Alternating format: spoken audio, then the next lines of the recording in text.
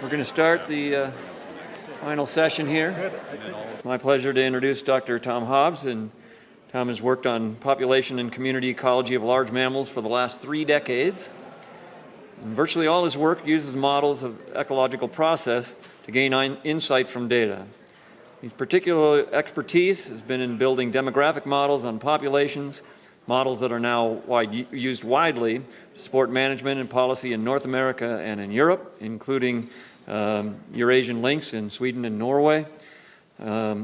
Since 2001, he served on the faculty at Colorado State University. Before that, he worked for 20 years as a research scientist in the Colorado Division of Wildlife. He served as the rotating program director in the Population and Community Ecology Cluster of the Division of Environmental Biology at the National Science Foundation. He's also a member of the editorial board for Ecological Applications Journal.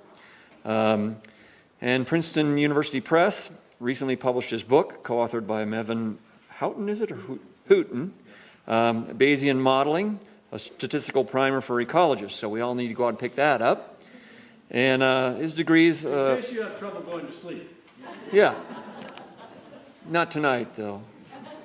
Okay, and his degree in general biology is from Grinnell College in Iowa, and his master's and PhD are in wildlife ecology from Colorado State University. To add to the gravity of this fellow, he has 2 grown children. One works for Google and one works for Amazon, so look for the Hobbs to take over the universe in the coming New World Order. Tom, will you talk to us now? Tom, that's very nice. Gosh, that's dumb.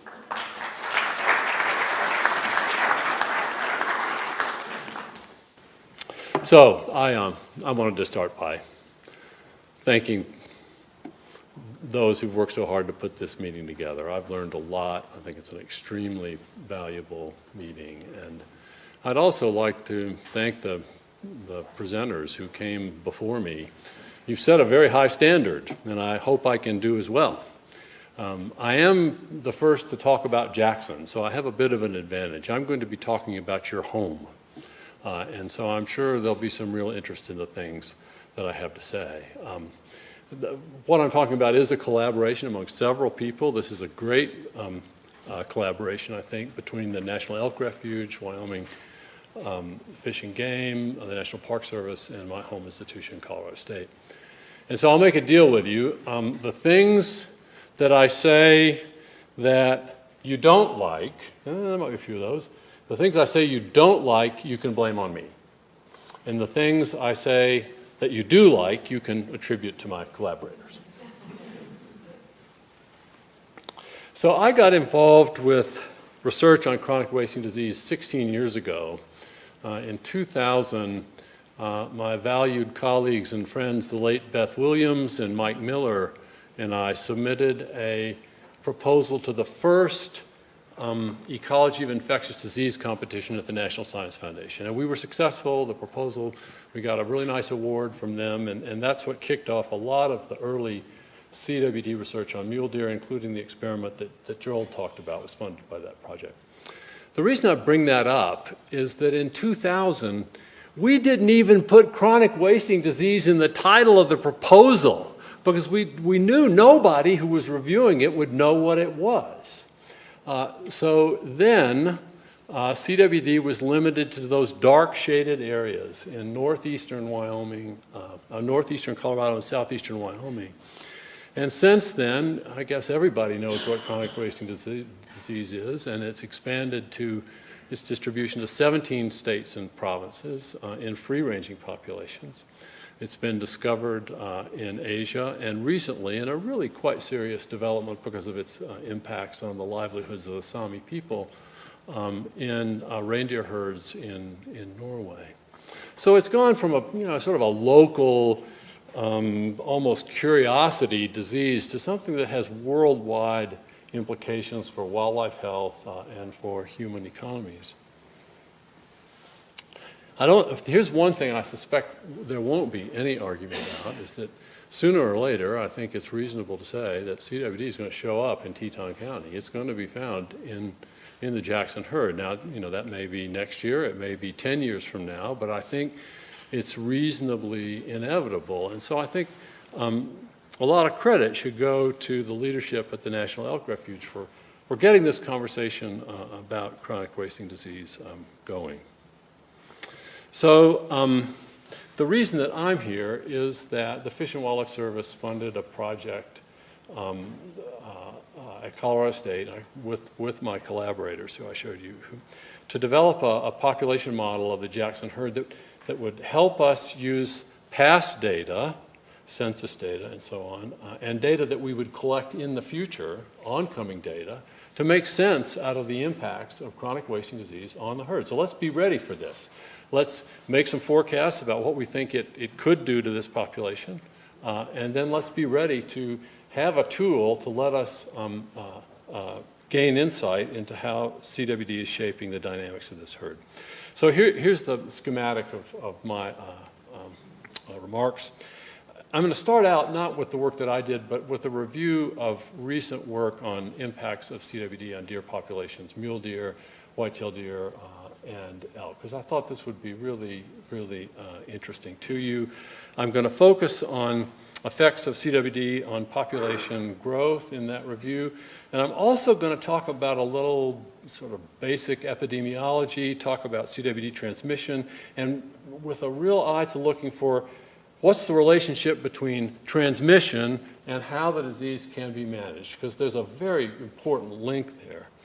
I'm then going to talk about the model that we've developed, and you'll be delighted to know I'm not going to show a single equation. And then I'll close up with a few conclusions and caveats. Okay, so the lower graph here, if you turn your head a little bit, this is the number of papers published per year on chronic wasting disease. It starts with a paper in 1980. That's a paper published by Beth Williams, who had been working at the captive animal facility, I think both in Wyoming and in Colorado, with what was then called the Colorado Division of Wildlife. And there was a syndrome in deer and elk that got the name chronic wasting disease. Well, just because the animals would lose condition, they wouldn't be thrifty, they'd lose weight, and eventually they always died. And everybody thought, a lot of smart people thought, look, this is just a nutritional problem. We need to figure out what to feed them to keep them in good health. Beth attended a seminar by Stanley Prusner at Colorado State. He's the guy who discovered prion diseases and got the Nobel Prize for it. Beth was an incredibly bright woman. And she thought, there could be some link here. And she started investigating what was called chronic wasting disease before it was discovered to be a prion disease, and decided this is a transmissible spongiform encephalopathy. Nobody else has used that term, I think, in these discussions for good reason. It's quite a mouthful. But she discovered that it was a prion disease. Then there wasn't really much interest in it for almost a decade. And then in the 1990s, people began to become pretty concerned about this disease. It's uniformly fatal. And so in 2016, at last count, there was 1,047 peer-reviewed publications specifically on chronic wasting disease. The interesting thing to me about all that work, however, is it's been mostly at the molecular and cellular level and at the level of the individual animal. Despite the fact that what we probably care about the most is how it affects populations, really until recently, actually, as I'll show you, until the last 5 years or so, most of the work has not been done on populations. But we've seen some very great work reported here. And I'm going to summarize some of I'm not going to go into all of these papers, you'll be relieved to know. But I will summarize some of the high points of this quite recent work. As you can see, most of this work is 5 or 6 years old. And I am going to extend across mule deer, elk, and white-tailed deer. Okay, so let's talk about how the route by which CWD is most likely to affect population dynamics. Well, it's through survival of females. I know the males like to think they have a lot to do with population dynamics, but only not so much really. It's the females who are the real capital. And so effects on female survival are what are most likely going to drive population effects. And there are some pretty large effects. In general, I think you can presume that in deer species, We can expect survival of healthy animals to be greater than 80%. Certainly, an elk is often as high as 95%. So the probability that you're going to survive to the next year is about 0.95. If you look across this, CWD looks like it reduces probability of survival to down around 60%. Sometimes lower, sometimes a little higher, but that's not a bad rule of thumb. These are gold standard studies, by the way. These are used capture, mark, recapture. This is absolutely the gold standard in population ecology. So these are very, very reliable numbers. The effects on recruitment, as we've heard earlier from Melinda, are not so clear. We did a study in Boulder where, on average, the number of fawns that heal were higher in healthy animals than in sick animals, but there was a lot of variability. You really couldn't rule out the fact that this just might be sampling error. In white-tailed deer, there's really no detectable effect on either recruitment or pregnancy, but there is some implication that CWD-infected does are not very good mothers, in that the fawns were much more vulnerable to harvest. This was quite a reliable study and tended to be killed a long way away from their mothers. So I think we can't completely rule out any effects on recruitment, but they certainly aren't as clear as the effects on survival. Now, this is a really important graph. You've seen something like it in a previous talk. I'm going to show you around this. It's going to reoccur again for the Jackson population, so I really want to be sure everybody understands this. On the y-axis, we've got the population growth rate, which for some reason population ecologists like to call lambda. But it's how each year, what's the percentage increase in the population? So if that lambda is 1.2, then that means the population is increasing by 20% per year. If it's 0.8, it means it's declining by 20% per year. And so what this graph shows is we're interested in the proportion of females that are infected with CWD that cause the population growth to drop below 1, so cause it to decline. So for 3 different studies that have looked at this, one of them you've already seen, that threshold that I've got P star there is 0.13 for mule deer, 0.14 for elk, and 0.26 for white-tailed deer. So once the population prevalence in females gets above those levels, then we would expect the population to decline. Can infected populations persist? Absolutely. The evidence is quite clear from mule deer, from work of my student Chris Jeremiah, that populations can persist for a long time with chronic wasting disease. So just to show you around this graph a little bit, the circle gives observed prevalence during 1997 to 02. The square gives prevalence during, or the proportion of the population that's in females that were infected during 2010 to 2011, and then there's a forecasted prevalence into the future. So there are 2 things about this that are pretty clear. Prevalence has remained low, and if anything, it's decreased over a long time span. Now, as a result, our analysis showed that CWD had very little effect in this population on its productivity, on its ability to grow. So the population growth rate was slightly above 1 for the healthy population and slightly below 1 for an infected population, but you couldn't rule out sampling statistical variation accounting for those differences. There is something about this population that I think is relevant here, and I'm going to speculate a little bit here, but I think that one of the reasons that this is true is these are populations that use a large intact landscape. And when we look at this at the subpopulation scale, there are some subpopulations that have 0 CWD, and there are others that have higher levels. But it's possible in this population you've always got a source of animals that are not infected because of this fine-scale structure in the population using a large intact landscape. Okay, so I want to talk about CWD management because ultimately that's got to be in your conversation. And so to do that, I've got to give you just a bit of a primer on CWD transmission. There was a question earlier about vertical transmission. That can virtually be ruled out.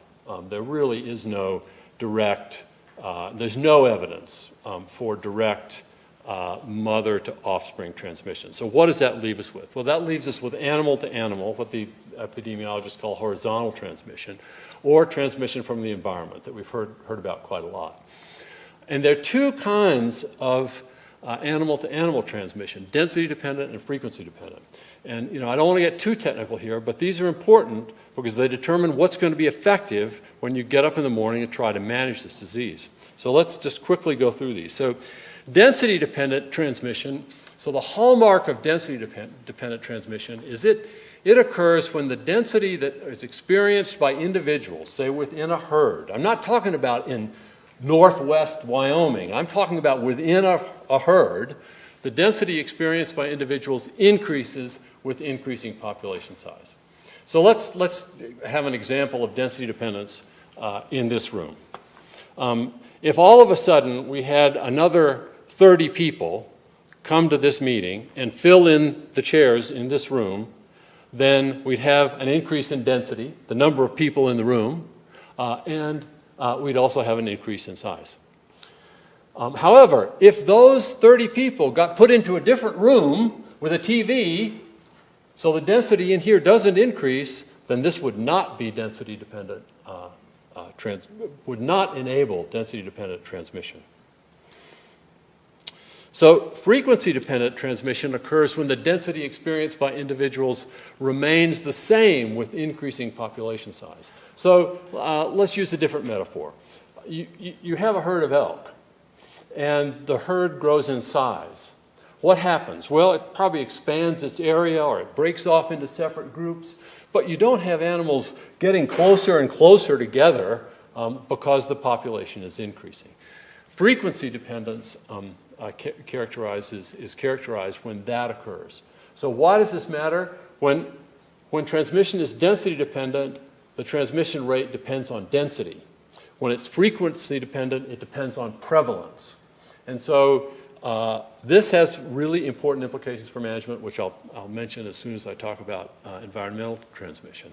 Environmental transmission occurs when animals use contaminated patches of habitat, with a carcass shown upside down here, or patches of urine, feces, and so on. So there are implications for management. It's often not recognized. There are not all that many things wildlife managers can get up in the morning and go do to fix a problem. There really aren't. And in terms of disease, particularly in terms of disease here, I'd say there are three options. You can reduce the population size, you can selectively remove infected animals, or you can manage the spatial distribution to encourage more dispersed use of the landscape. That's pretty much it. Now, reducing the population size will reduce CWD transmission if it's density dependent. Selectively removing infected animals will reduce transmission if it's density dependent or if it's frequency dependent. And you could argue over the long scale. I didn't want to get this too mixed up here. It could reduce environmental transmission by reducing, but I'm going to give it a no here to keep things simple. And managing spatial distribution could reduce environmental transmission, but it's not going to do anything for density dependent or frequency dependent. So we need to think about actions that are both effective and feasible. So now I'm going to put in a little bit of opinion here. I don't think reducing population size will have any effect, or the most nominal effect, on CWD in the Jackson elk herd. And the reason for that is I just don't think that density-dependent transmission is very important. It's rarely been shown to be important in a a herding species and a species that forms strong spatial groups. And the empirical data that there is suggests that frequency dependence is a lot more important than density dependence. So reducing population size is feasible, but it's not effective. Selective removal of infected animals is effective, but it's probably not feasible unless you have a budget akin to building Air Force One. I mean, it requires testing and then holding animals and then culling those that test positive. Early in an epidemic, this is the needle in a haystack. I mean, you're going to have to test hundreds and hundreds of animals before you find any that are positive. So selective removal could be tremendously effective, but I don't think it's going to be feasible. So by my analysis, the only real option you've got in the future for managing CWD is by managing spatial distribution. And Chad will talk after I have about how that might be done. So now let me talk specifically about my model. The goal of the model, we wanted to develop something that, using the past really excellent data set that we have here on population dynamics, to build a model that will allow us to a place to put data that we get in the future, to make sense out of the arrival of CWD and how it impacts the population, and to make some forecasts about what we might expect as population level effects. The model was built to support adaptive management, and that an adaptive management program is not in place yet. But I think it is absolutely the most sensible way to manage a natural resource of any type. It was developed in 1986 by Carl Walters and has been used widely all over the world. Probably the best known example of adaptive management is for managing the flyway of waterfowl. So here's basically how it works. A model is central to it, and a lot of people don't know this, but in Carl's original formulation of adaptive management, you had to have a model to make it work. You set an objective for the population. So we might say, we don't want prevalence to exceed 3% in females. Do scientists set that objective? No. That's for the conversation to decide about. You set an objective, you use your model based on your current understanding and past data to make a forecast. You ask, is the population on target based on that forecast? You then say, is there management action? And management action includes doing nothing. In other words, management action in terms we're going to take new actions or we're going to continue doing what we're doing now. You then monitor the population. You see if your objectives are being met. You update your model. You make a new forecast. And many cycles through this adaptive management cycle lead to improved management and to improve understanding of the resource that you're managing. So the model that I worked on is really quite simple.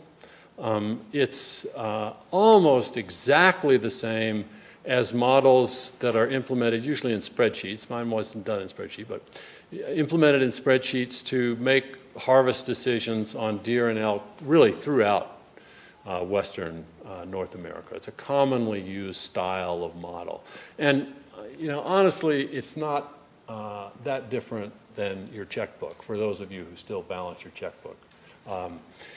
So basically, it just keeps track of inputs and outputs. And the difference between this model and the one that's so widely used for harvest management is that I introduce classes for infected as well as positive, infected and healthy animals.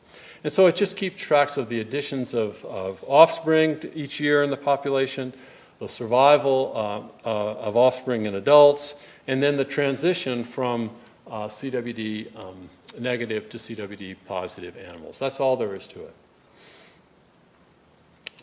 The important contribution it makes, however, is that I use Bayesian methods to bring this model together with all the hard-won data that has been being accumulated since 1998. So I use the count data on and off feed grounds, sex and age classification data. Those turn out to be some of the most important.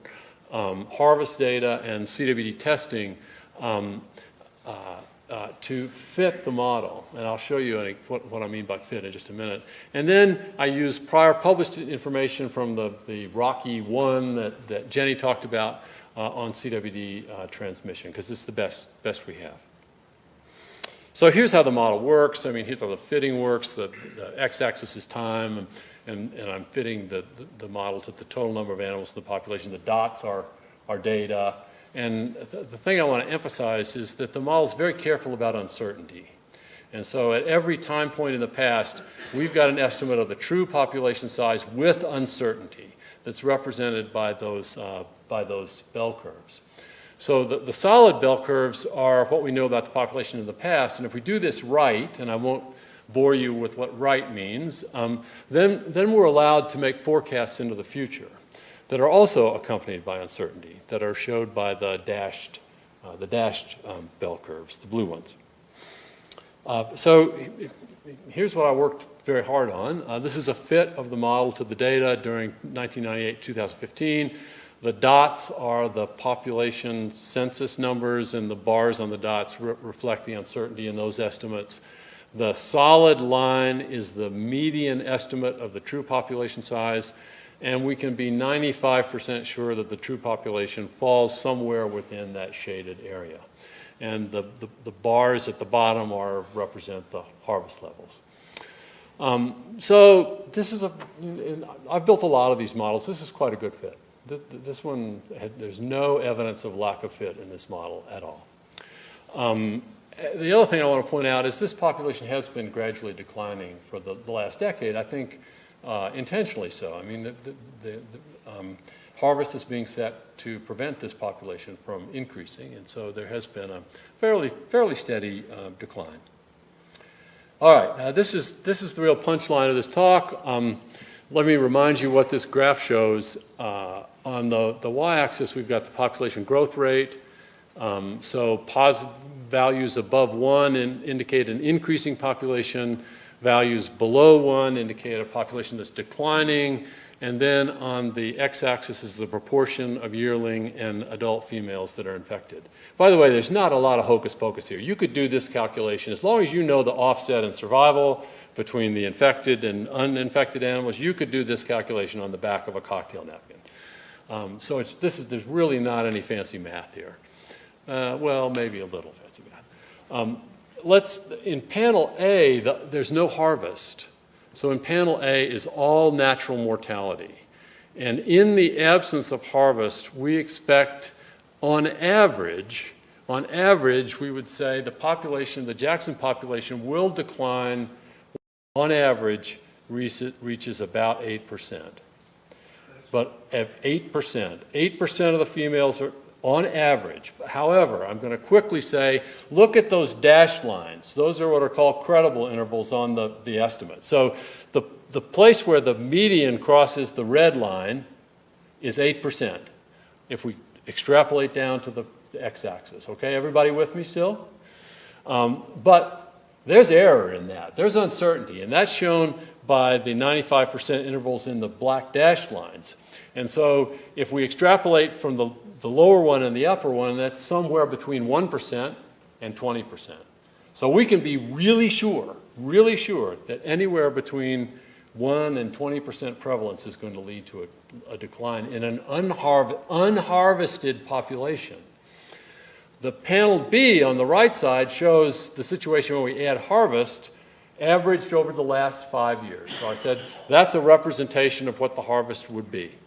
And when we do that, there's not positive growth at any level of prevalence.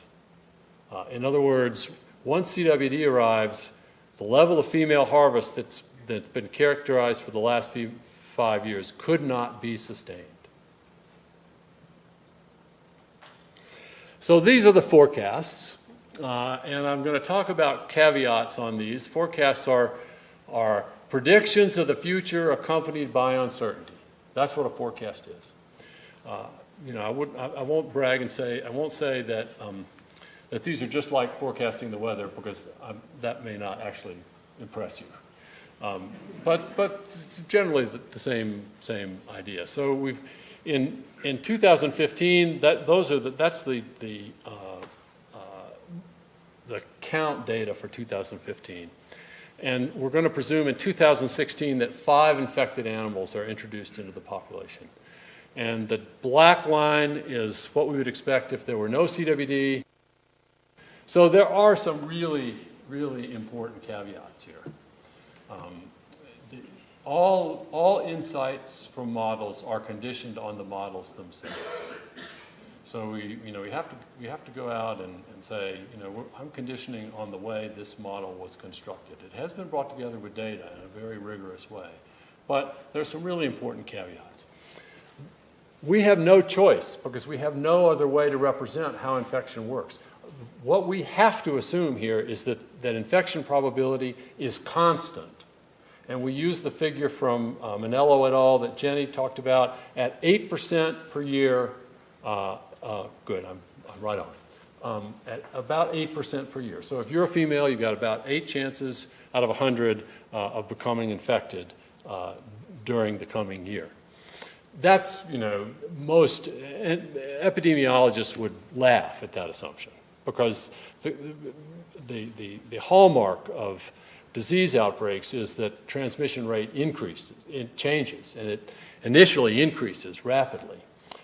But we don't have any choice because we don't really know how it's going to increase. We simply don't have any data to do that.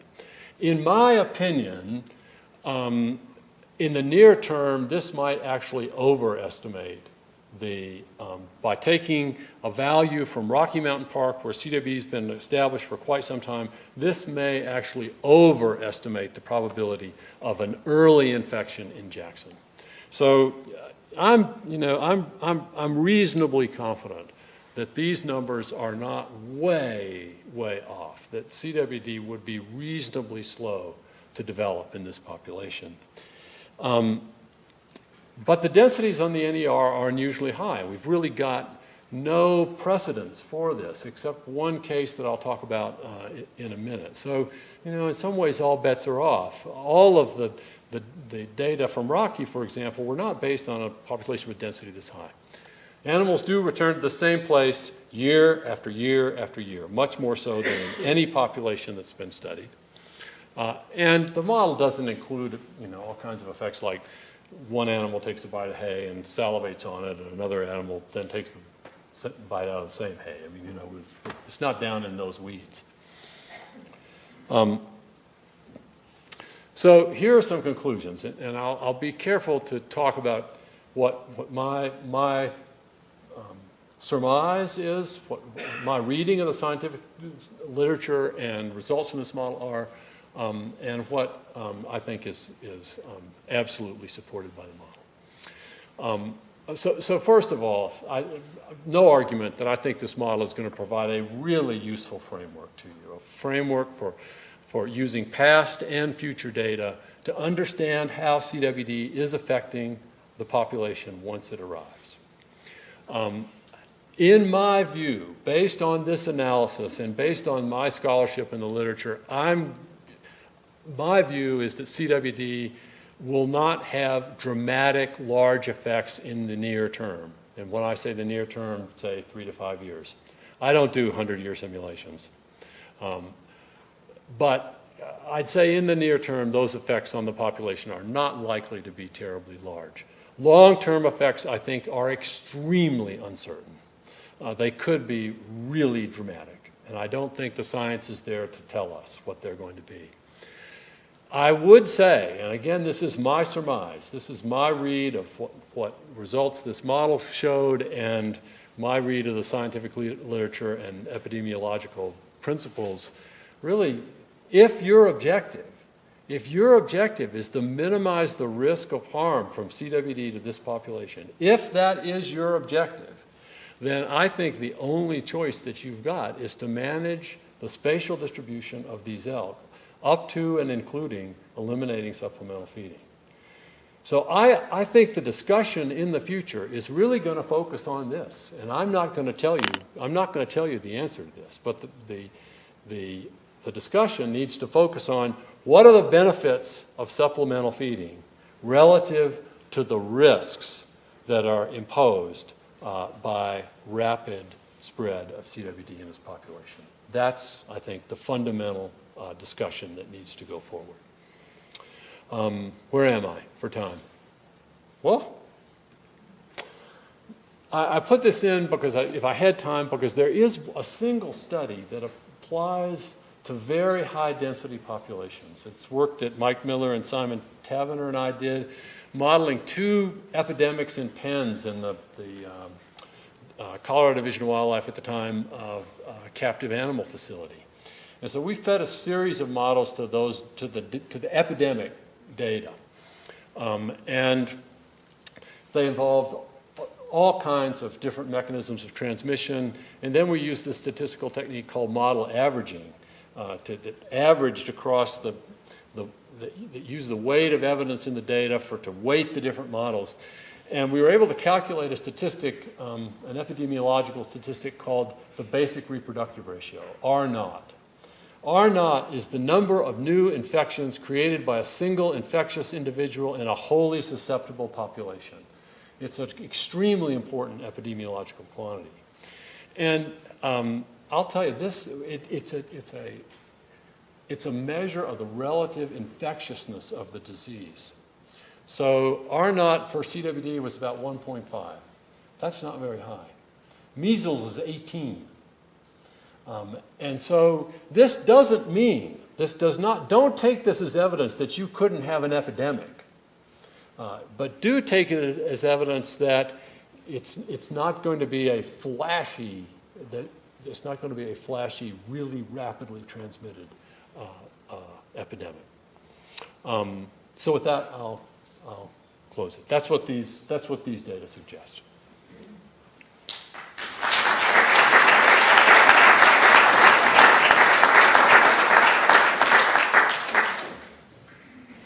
Yes.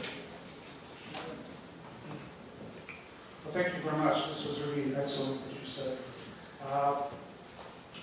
My question is about this data and your research regarding a situation as we have in Jackson Hole, where we have an environment which has still a big presence of predators. Yes. So if this data, do you have any data which compares, that kind of reflects the situation where the elk are exposed to predation? Yeah. Versus, since this hasn't happened here, is there a chance that because we have the grizzly, because we have the mountain lions, because we have the wolves, that the situation could be different here? Yeah. And second question that I have, I'm gathering from what you're saying that if we're going to have a spatial distribution of the elk, we also have to address the sacred cow of Wyoming. Which sacred cow? The sacred cow of Wyoming, which is the cattle grazing. Both on the public lands, and the fact that one of the reasons I believe that we have feeding of elk is to stop basically keep the elk away from the haystacks. I don't have anything to say about the second bit. The second bit was, are we really feeding elk to keep animals to avoid conflict with ranching and agriculture? And that's really not for scientists to say. Yeah, that's really not for scientists to say. I mean, I don't really have anything informative to say about that. The first bit about are predators going to be important here, I can say something about, because I've worked on it. This study, this Carolyn Crumb, my student, she found the take-home message is that, remember I said, if you have frequency-dependent transmission, which is probably the way horizontal transmission works with CWD, selective removal is the only way to go. And people, by and large, can't do this. But it turns out predators can. At least based on Carolyn's work, where 19% of the females that were killed had CWD in a population that they were sampling from that had 3% CWD. So, do predators prey on the sick? Apparently. And because selective predation is so important for frequency-dependent transmission, I would say the fact that you've got a really healthy predator community here is going to be great in terms of resisting the spread of CWD. I mean, that's what you would infer from this. Yes.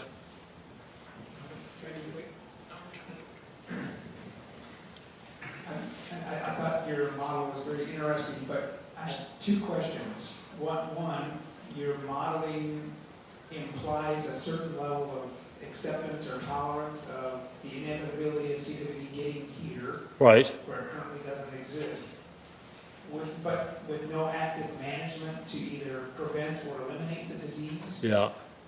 What happens when you put that parameter in? I'm not sure. Run that by me again. Your model only includes hunting. Yeah.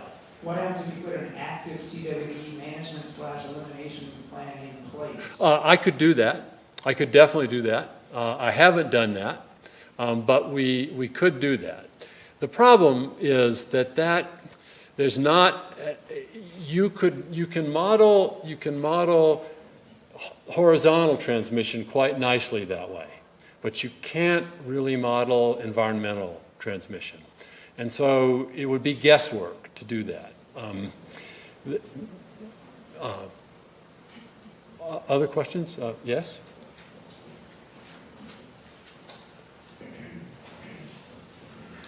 In looking at what you have done here, I think it's very, very good, and I thoroughly enjoyed your presentation. However, I think that the Jackson Hole area is a very significantly different area than anywhere else probably where we could have the CWD problem. And that is because, as this gentleman behind is predators. Is predators. Right. Yeah. Now, we're going to, by having feed grounds, having these elks concentrated, we're probably going to have a higher CWD rate. But by putting all of these animals on our limited winter range, where the predator is king, you're going to lose, are you going to lose more animals to winter predation than you're going to lose animals with CWD? Yeah, I think the question was, the gentleman was exactly right to say that this is a situation with an unusually complete community of predators. Nothing in Colorado comes close to this. Effective wolves, grizzly bears, lions, and so given that you've got these really effective predators, if you move animals off of feed, is the cure going to be worse than the disease? Because you're going to get really elevated mortality due to the predators that might even be higher than what you got from CWD. It's a great question. I don't know the answer, but it could be figured out. You know, I mean, wildlife ecologists are good at measuring predation-caused mortality and disease-caused mortality, and I think. Frankly, I don't think there's good enough science out there right now to evaluate questions like the one that you asked. I mean, we could certainly take a stab at it, but I feel this is one of the most special places in the whole world, and getting this figured out, I think, is important, and it's worth an enormous investment in the knowledge that's needed to make good decisions. Yes. Tom, you're very fair in questioning, a model is a model that's based on assumptions. And are assumptions correct? The question I want to ask is the assumption that the elimination of feedlines reduces the two important parameters of transmission, and that's frequency and density. Yeah. When you look at the current application of clean snow and keep that, and then if you eliminate feedlines, what would the effect of frequency and density be? When you have alcohol on in a heavy winter, one piece of carrying pie and then peeing and pooping in the same piece of grass with deteriorating health. So it may be that the frequency and density in a non-feed situation could be more critical than the current feed lines. So those assumptions of the frequency and density related to currently practiced feed line versus diet may not be a fair assumption. So yes, that's a fine point. Oh, yep, back here. I have to go out there because I can't hear. That's a fine point. That the conclusion that I said that managing spatial distribution is your only option. Really, we haven't done the studies to know that that's true. I'm building that up from using deductive reasoning to say, look, we know environmental transmission is important. I think we know that feed lines, if there are infected animals along feed lines, you're going to get high concentrations of infectious residues.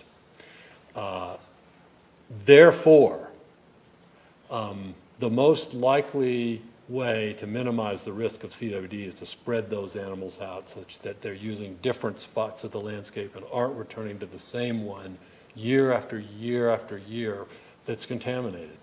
My model doesn't have any mechanism of transmission in it. That's what I mean when I say we have to assume constant probability of infection.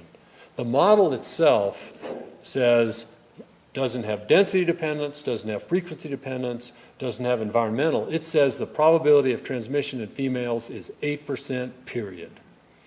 And so I think it's reasonable to give us some insight into what the short-term dynamics might be. But it doesn't really inform us about the long term. My conclusion that that's the likely to be the most effective management option is simply a logical argument, and it's also based on my experience that now Chad is going to talk about how feasible it is to manage the spatial distribution of elk with good benefits. We've done it in Colorado for decades in the Habitat Partnership Program. I'm not going to take another thing away from Chad. I'll let him talk about that. I can see there's more questions, but we do need to move on. Absolutely, sure, of course. So thank you very much.